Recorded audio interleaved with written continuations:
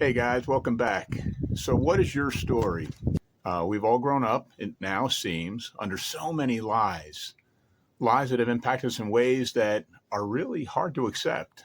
Lies, uh, about how we should behave, how we should act in society. Lies about, what our role is in a social order, what the expectation of success looks like to society. What was the result? Well, in my case, I look back over many years and think, you know what? Was I truly me? So, what is your story? I'd like to ask you that question. It's a simple question to ask, and certainly in premise, it seems pretty simple. But as I've realized, it's really not that easy to answer. And part of that is because of our conditioning over so many years. So, my quest to be, I guess, to figure out who I truly was created to be, at this point in my life, I am craving authenticity. While I'm free to be whoever I choose to be within reason, I am working to kind of break down this social construct of really what is nearly 60 years of habits. Habits more likely formed in the pursuit of trying to live a life that pleased others or that society or, certainly the communities I've lived in expected to be kind of societal norms, right? But even if it occurred to me at times that my social self and my true self were not the same, it has been very hard to break out of that, to break through that, or candidly to even realize it existed. So what's your story? Right now, if you were asked, and maybe I am asking you, right? Could you clearly articulate who you are, what you like, what's important to you? Are you following your dreams? Or do you too feel at some point that you kind of had to, well, just grow up and move on with life because you know what? Life is hard. We have to be adults and do adult things, right? I mean, that's what we heard anyway. But I think before we can actually determine who we are, our true self, we have to figure out a few things. And I have a couple thoughts here I want to pass along to you. Maybe four that I think if we ponder, we talk through, walk through, maybe journal on, will help us really determine who our true self is, our authentic self. And then only then can we really lead a life that is, it's going to be pleasing to ourselves, not pleasing necessarily to anybody else, but pleasing to ourselves. So the first thing is just a thought, that today is the oldest you've ever been, yet the youngest you'll ever be again. I say that again. Today is the oldest you've ever been, yet it's the youngest you'll ever be again. And I only bring that up to say that, you know what, the one thing that we don't have an unlimited supply of is time. We talk about that, but do we really consider that? And I look back over years and years and years and years of a career and just, I don't say burning time, because I think at each point I was trying to do the right thing. I certainly wasn't doing it, purposefully, but a lot of time got away. A lot of time on things that if I look back on might have been important or seem important at the time, but in the scheme of my life and the scheme of things, golly, don't necessarily paint that same picture. So the other thing is I want to ask you is when someone walks away from you, okay, and I preface this with this. In order to become the truest version of who you are, authentic, you have to accept the fact that you might lose some friends along the way. You might lose some people along the way that just for whatever reason don't want to see you go down the avenue. It's different for them. They don't necessarily understand who you are. They don't understand what you're trying to do, but you do. You know that you haven't been entirely honest with yourself your entire life, because you know what? It's easier to go along to get along than it is to actually make a stake in the ground and say, this is who I am. And I don't care really who likes it or who doesn't like it, but that's me, right? So consider this. When you go to make these changes in your life, if that's something you choose to do, and you say, you know what, I'm going to live my life for me now going forward, which sounds selfish, but we'll talk in a moment why that's actually very selfless. Think about this. People are going to leave you.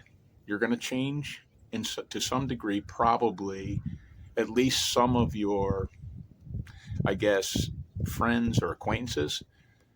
But I want you to consider this, if you would. When someone walks away from you, it's not the end of your story.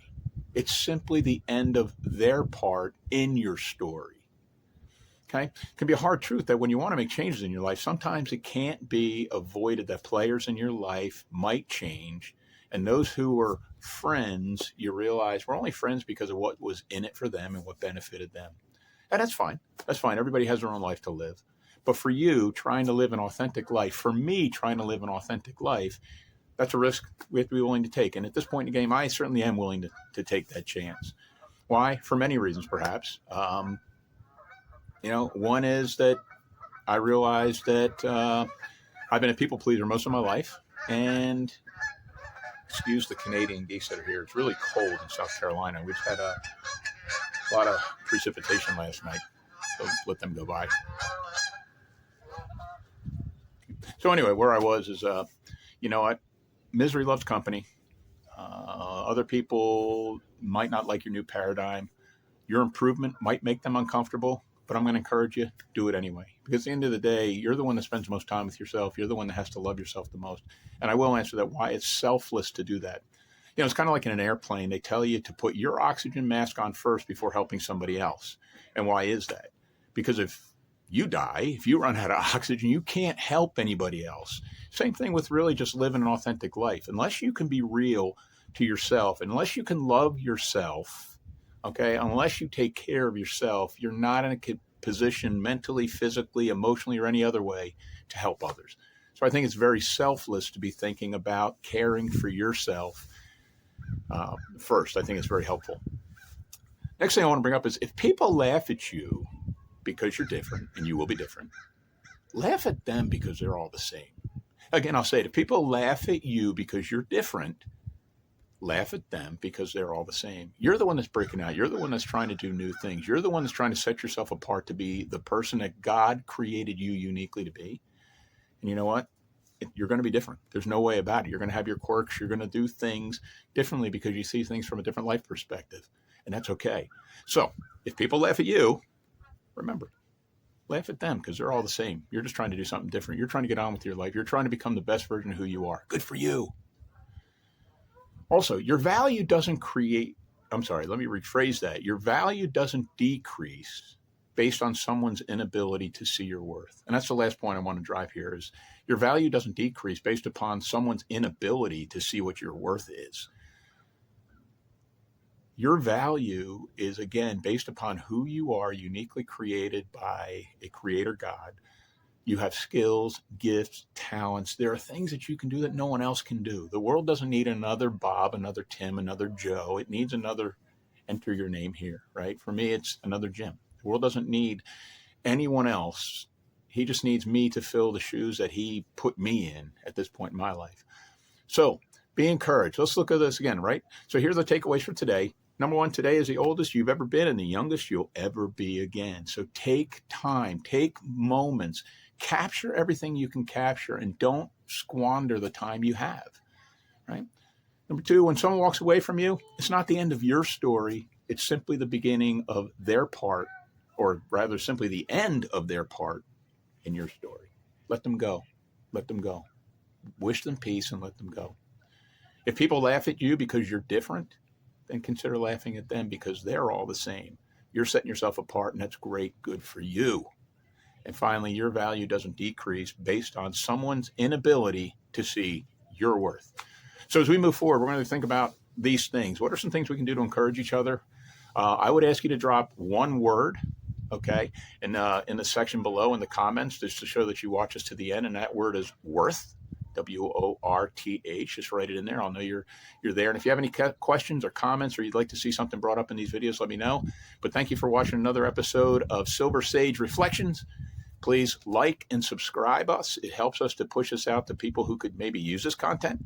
And I'll see you soon. Thanks. Bye-bye.